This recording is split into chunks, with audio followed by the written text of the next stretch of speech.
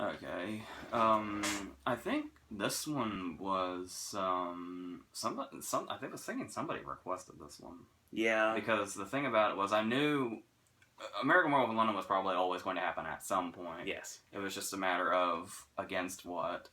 And the one that kept coming back to me was Mike Nichols' movie with Nicholson, just called Wolf. Wolf, yeah. And there's Wolfen as well. There's quite a few out there.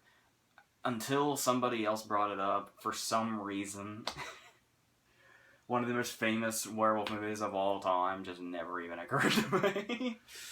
I mean, it was always going to happen anyway, so just... So yes, of course, it would be The Howling. Why wouldn't it be? Especially since they're pretty much the same year. The back of this case is 1980, but I was thinking this was 81. And this one's definitely 81. Yeah, so it's definitely 81. They're in the exact same time frame here, basically. Yep. So I think we're going to go ahead and start with The Howling. Which is Joe Dante, who I love so much, except for his, later output. He's kind of, maybe he'll come back at some point, but obviously he's responsible for Gremlins and Matinee and the original Piranha, The Burbs, a whole bunch of stuff that I love that I know I'm forgetting, because last time I had to go through his filmography, I think I forgot something crucial as well, but pretty much any movie you've seen Dick Miller in that's not The Terminator was a Joe Dante movie. So, and yes, he is in this one too. So, this one actually has an interesting setup. So it's worth noting that John Sayles is one of the writers, which is really interesting. This movie actually starts off as like a legit thriller.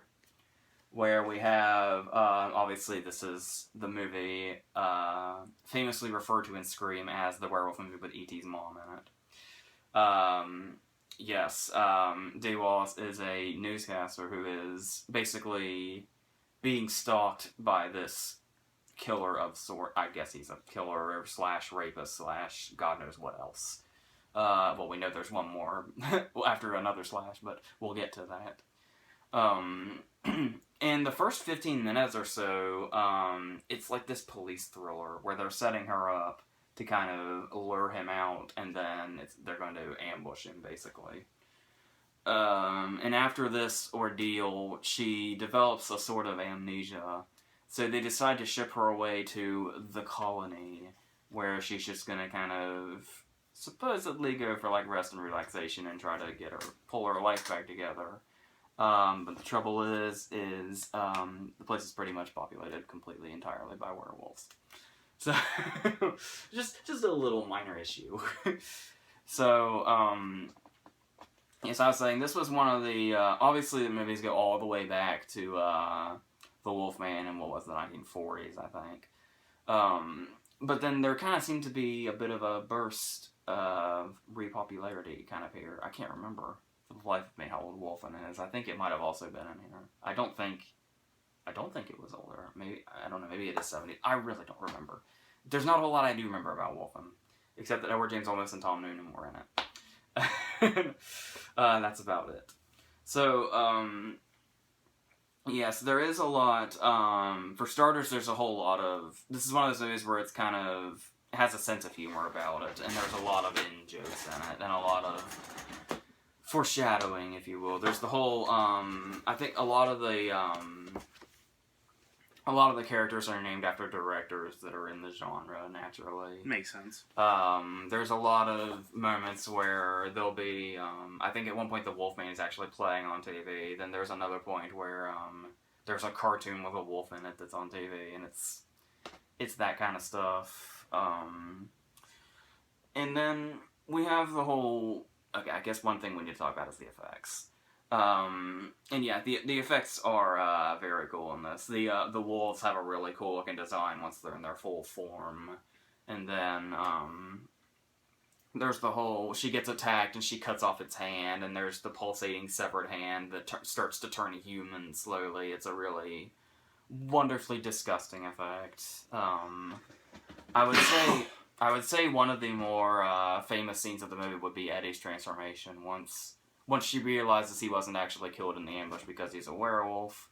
And he returns and then shows his true form, and then there's this whole thing.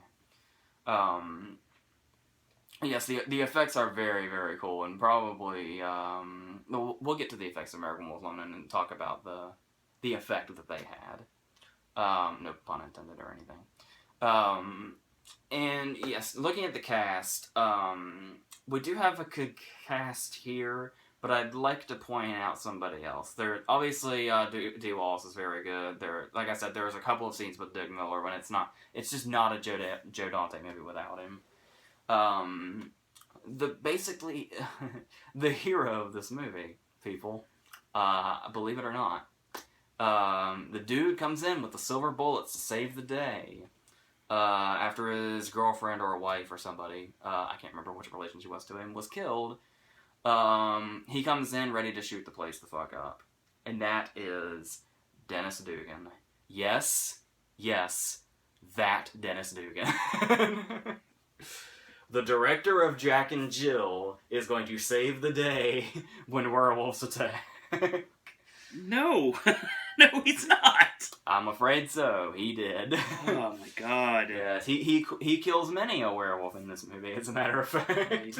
And it's very interesting, yes. Not to discredit him by only mentioning Jack and Jill. Yes, he did the likes of Big Daddy and Happy Gilmore and stuff like that. He's Doug in Happy Gilmore as well. And the guy that forgets Halloween in Big Daddy. Okay, so there's certainly a lot to like this. So people really, really take to this movie. It's one of the most beloved movies in the werewolf genre for sure, and one of the most famous, absolutely. And it's got like 4 sequels, I think. I only saw the second one with Your Sister is a Werewolf, I think was the subtitle. Maybe I'll get around to 3, 4, and 5 at some point, but there might be more than that. I don't know, but. And then, yeah, it's got, like, a clever bite to it and everything, and like I said, a lot of in-jokes. There's the beginning, when she's in the phone booth and she's waiting, they're kind of staking Eddie out. There's a guy outside waiting that she thinks might be him, but then it turns out that it's not, and she lets the guy into the phone booth. It's Roger Corman. So that's cool.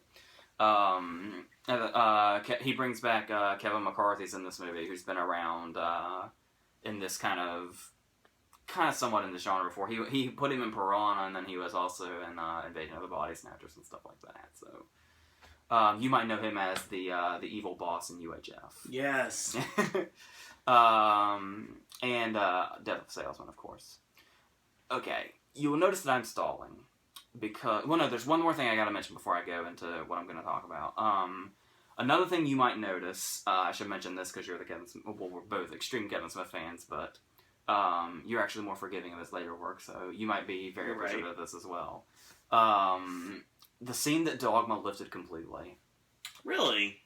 There is a scene where Dennis Dugan is being confronted by Eddie, and he sees that he's got the gun full of silver bullets. So Eddie approaches him, and he says, "Come on, bright boy, give it your best shot. Don't you know anything?" That whole dialogue that Jason Lee has is from this scene where Eddie is being confronted by Dennis Dugan's character. Oh,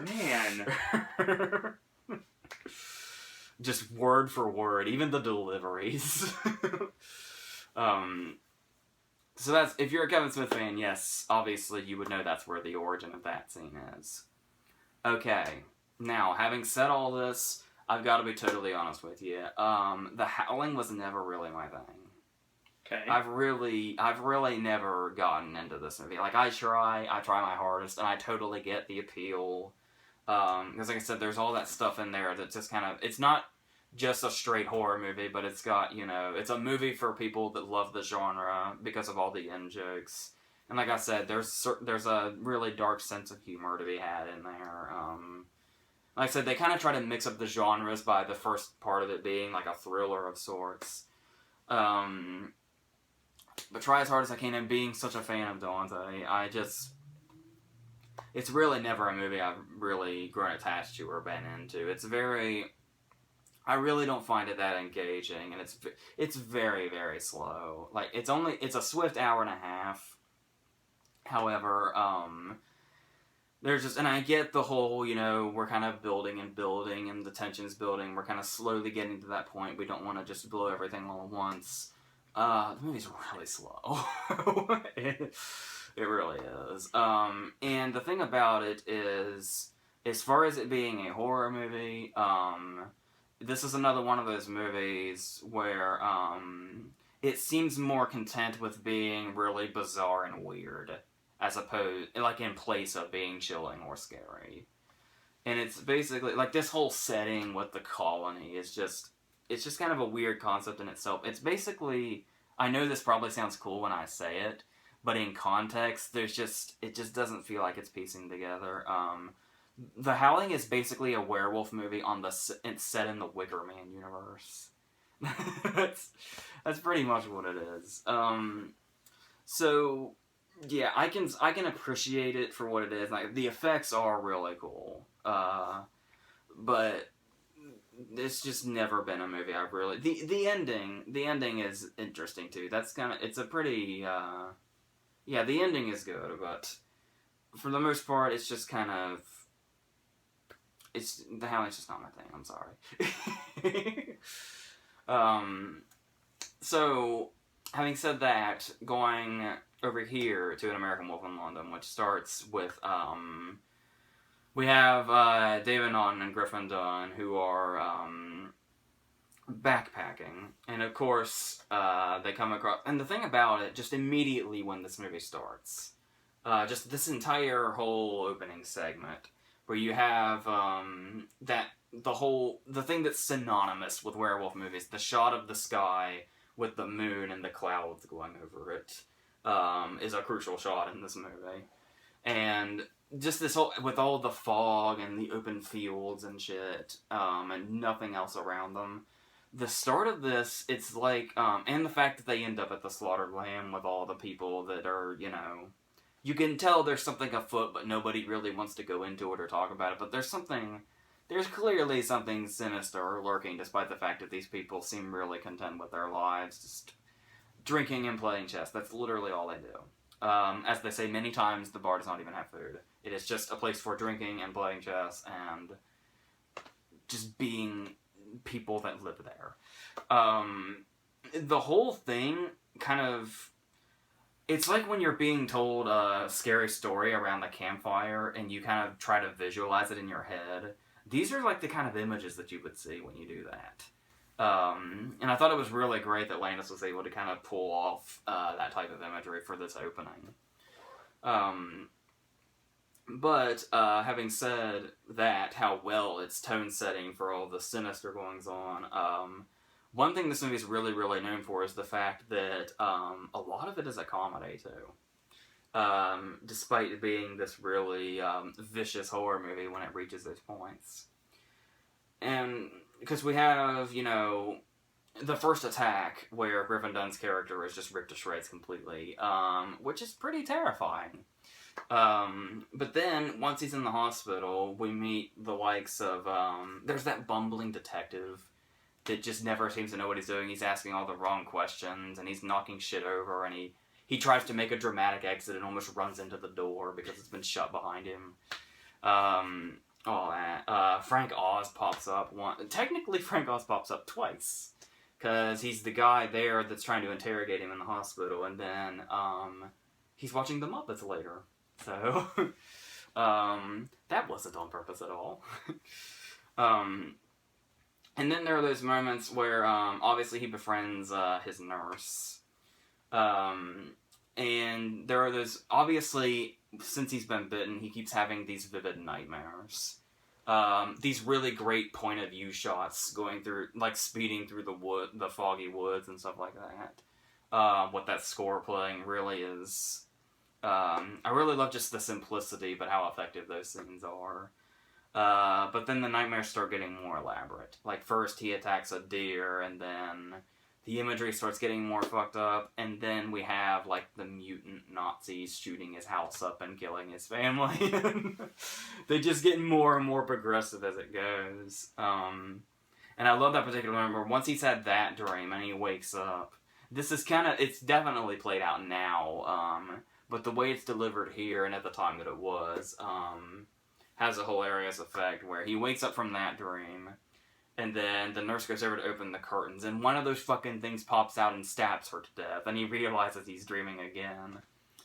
And just the way he just kind of sits up and says, "Oh, shit!" kind of feeling the audience's pain with that. There's a very funny quality to it, despite it being very jarring and in a way disturbing. And after a while, it gets to a point where you're not even sure when or if he's dreaming anymore. Especially the scenes where he's just kind of, out there doing whatever.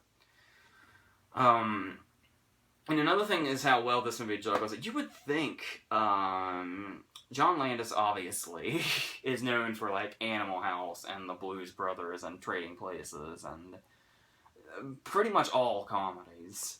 I think this is the only... No, he had, he did Innocent Blood, didn't he? He had something to do with Innocent Blood. Okay, that's like a full-on vampire movie. But for the most part, his filmography is mostly all comedies.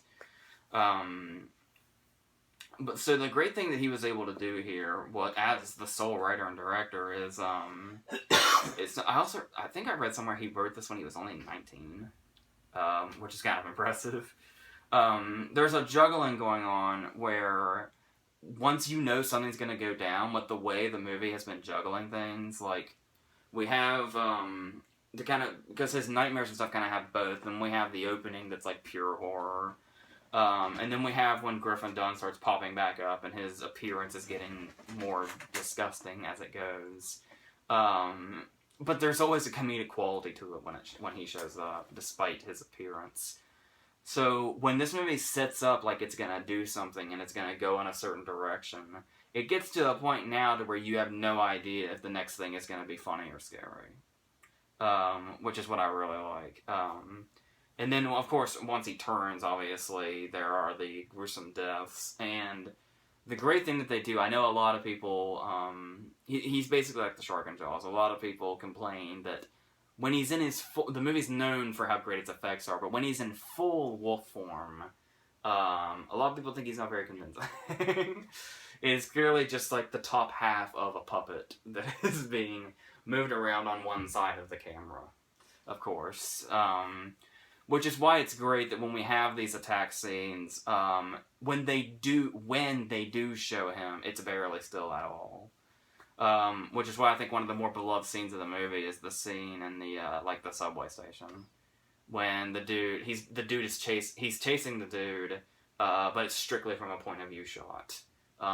That's really cool. It's like a scene out of Maniac or something. So that's one of the more memorable scenes of the movie.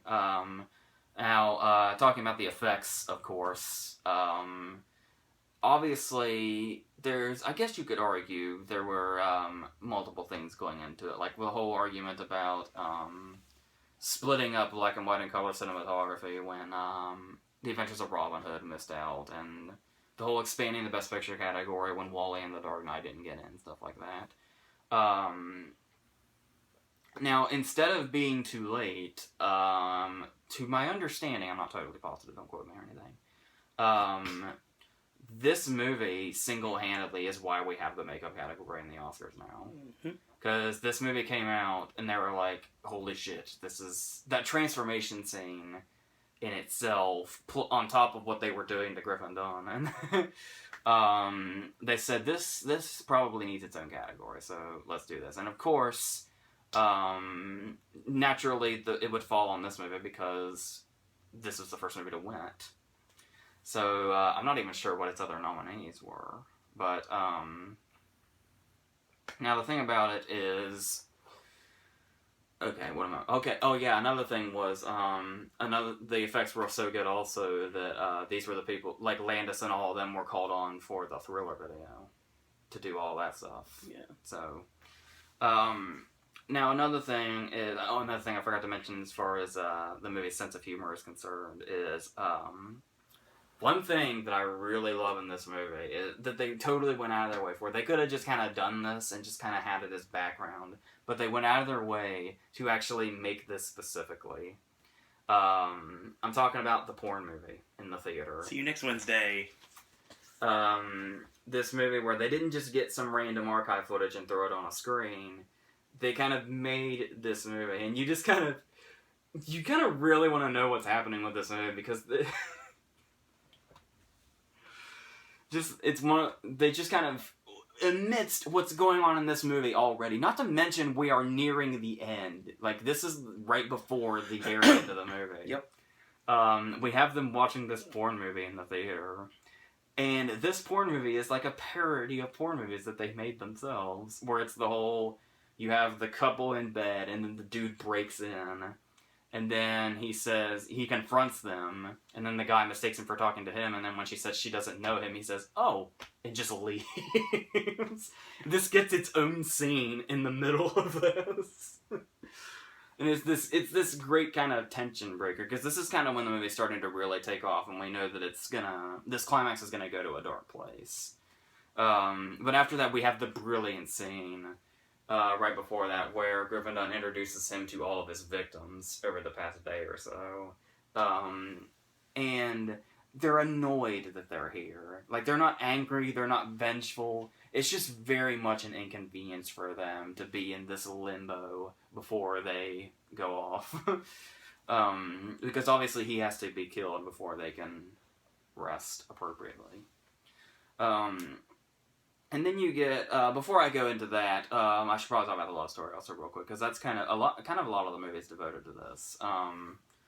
Well, the whole idea of him staying at her apartment is kind of, because obviously it sticks in your, we wouldn't have the title if he left. So,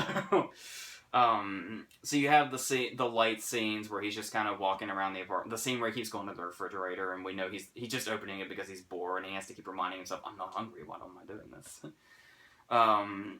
Now, as far as the love story goes, it's actually, normally in a movie like this, I would think it's kind of shoehorned in. But there's something, I don't know if it's the chemistry or the way they're written or what it is, but, I don't know, it just kind of it doesn't feel gratuitous, really. It just kind of feels like it ties in really well, and there's a real potency to it, and her performance, I think, helps that a lot as well. And then there's the whole, like the shower scene, for instance. Like, there's an actual, like, it was actually Landis saying, why don't we add, like, kind of a sexiness to their relationship, as opposed to just saying, it's a horror movie, we need tits and a shower scene in it. It kind of added to the whole romance factor of their story. So that's kind of another genre you can throw in on top of the horror and comedy. Like I said, the fact that a guy mainly known strictly for his comedies, and really, really broad comedies at the hat, be able to juggle these genres like this is very impressive. Now, lastly, talking about the climax, number one, it's very, very abrupt. I remember the first time I saw this movie, and I was really almost kind of shaken with how just abruptly it stops. And then the thing about it is, this is kind of where the gore starts to take off. Because like I said, we have been seeing gore throughout the movie, but like I said, it's been from a point of view perspective and just in really quick cuts. Even that shot of Griffin Dunne, really, after he's been attacked, is just a really quick shot of him and then it's gone. The only real gore that's really in your face throughout the movie is when Griffin Dunne keeps coming back and we see what he looks like. So this climax really goes for it. But the interesting thing about it is, I think he only actually kills one person. Because he rips the dude's head off. But then the rest of the deaths come from the chaos that ensues. People get hit by cars and smashed by cars and plowed and stomped and all that.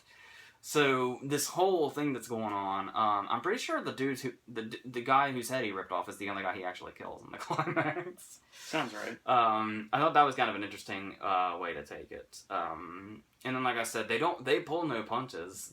The story is, no matter how much you like the character or how likable he's been and lovable throughout the movie, this movie's just got to end when he dies, and so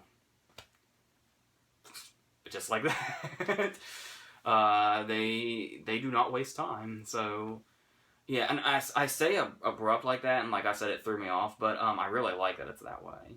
So that's, if anything, that's a compliment when I say that. So, yeah, I definitely think this is one of the better movies in this genre for sure. Like, the werewolf genre is never really something that took off. Like, the Chaney movie even is something where I kind of, like, I get it, but I'm not really, it's never really a movie I was that into. This, unless I'm forgetting one, this may be the only werewolf movie I really took to. I do like Nichols's movie with Nicholson, though. That's really confusing to say, by the way. With him and James Spader and Michelle Pfeiffer, so... yeah, pretty much these... That might have been why I was going to choose Wolf over the Howling, was they're, like, the only two I really get any enjoyment out of, I suppose. But having said that, yes, this is a really, really great movie, so clearly, I don't really even need to make a decision here, but I do understand why people like The Howling as much as they do, and where the appeal comes from. It's just never been my thing. I've much more been on board with this one, so... Yeah. All right, so I'll throw in a little bit of my 2 cents before we take it home here. Obviously, we know that An American Werewolf in London is currently at Halloween Horror Nights in Orlando right now, and this is the second time it's been there. Last time was in 2013, and that's when you first showed me this movie for the first time. And I was blown away with that movie, and I was like, this is going to make an awesome maze. And it did. It made my favorite maze of all time. This DVD in this very room. That's exactly true. And it's great for someone like John Landis to find an unknown like David Naughton and pick him out of obscurity in a Dr. Pepper commercial. Exactly. In order to portray this character. And it's great. And like I said, if you're at Horror Nights right now, just check this maze out. It's amazing. I watched this with my mom recently, and she had never seen it before somehow. And the movie came on, and she was like, "Oh, David Naughton," and I was, "How do you know him? What do you know him from?" She named off a few things that I didn't recognize. So But yeah, it's something that it made sense to be here. Now, granted, it probably makes more sense to be here next week, because next week is officially the last night of Halloween Horror Nights that the Versus will be on. But this week, you still have another week, and a week that I'll be attending, that you can still see An American Werewolf in London right before your eyes if you so choose to go to Halloween Horror Nights 25. So I definitely wanted to mention that here because I really like this movie. I'm glad you introduced me to it, and I'm glad that it was my favorite maze of all time. I just wish it would have been a little bit better this year, so sorry. Unfortunately, it's not as good as 2013. 2013 cannot be topped ever. But that's what we got for this week's Versus. I just wanted to mention Horror Nights because I can. And next week we're gonna go a little crazy. We're gonna go a little serial killer. That's the best way to put it here. With that, it could be anything. So. Exactly, that's the reason why I did that. And that means we're in November. So the last night of Halloween Horror Nights 25, November 1st, will be the next Versus. And it's going to be a wild one, mark my words. It's one we've been wanting to do for a while. We finally figured something that would fit with it. So that's coming. Enjoy the rest of the content here on Pop this coming week. Obviously, this is leading you to Gaming with Ash tomorrow. And obviously on Monday night, 11:30 p.m. is also going to be the WWE Raw Popcast. On Sunday night will be the WWE Hell in a Cell Popcast. That's going to be coming your way. A lot of wrestling this week. And on Tuesday, I'm leaving for Orlando. So Wednesday, Thursday, Friday, Saturday, Sunday, Halloween Horror Nights 25, closing week. So that being said, I want to thank you guys and girls out there for watching. Thank you for following along with Pop. Thank you for liking the channel. And that's all we've got for today. So, AJ, any parting words?